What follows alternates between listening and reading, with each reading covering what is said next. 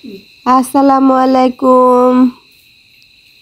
কেমন আছেন আপনারা? ভালো আছেন? আলহামদুলিল্লাহ আমি ভালো আছি।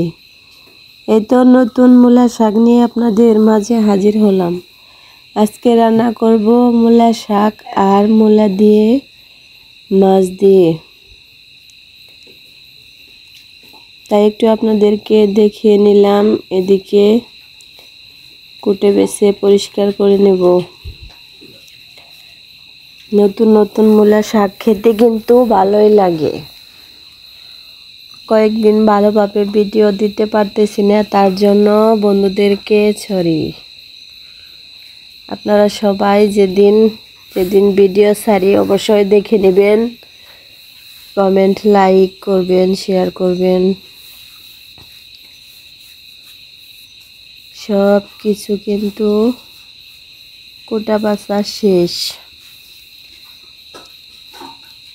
শাকটা রেখে দিয়েছি, আগে তরকারিটা চুলায় বসিয়ে দিয়ে পরে রান্না করব। চুলায় কিন্তু প্রতিদিনের মতোই মরিচ আর পেঁয়াজটা পাটায় বেটে নিয়ে তেল গরম করে দিয়ে দিলাম। যে মশলা দিয়ে রান্না করি সেই সব ধরনের মশলা।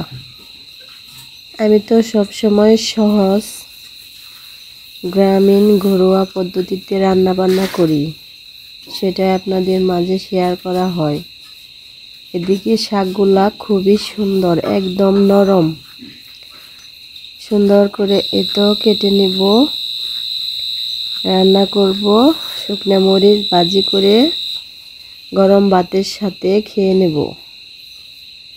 শাক তো সবারই পছন্দ। ক্যামেরার কারণে একটু সমস্যা দেখালো। এই তো দেখো একদম কুচকুচে কালো। এদিকে আমার মাছটাও কিন্তু হয়ে আসতেছে। এটা কষিয়ে নিলাম। ভাজি তো করে নেই না, হঠাৎ করে ভাজি করে রান্না করি, আর বেশিরভাগই এভাবে কষিয়ে নেই। আর বর্ষার সিজনে কিন্তু রান্না বান্না করতে খুবই ঝামেলা, শুধু ধোঁয়া ওঠে রান্নার সময়, খুব একটা ভালো দেখা যায় না ক্যামেরায়। এটাও তোমরা বন্ধুরা বুঝে নিও। আর আমার ফোনটাও খুব একটা ভালো না। এত সুন্দর করে কষিয়ে নিয়ে কিন্তু ঝোলের পানি দিয়ে দেওয়া হলো। এত রান্না বান্না শেষ করা হয়েছে। দেখো কালারটা কত সুন্দর চলে আসছে।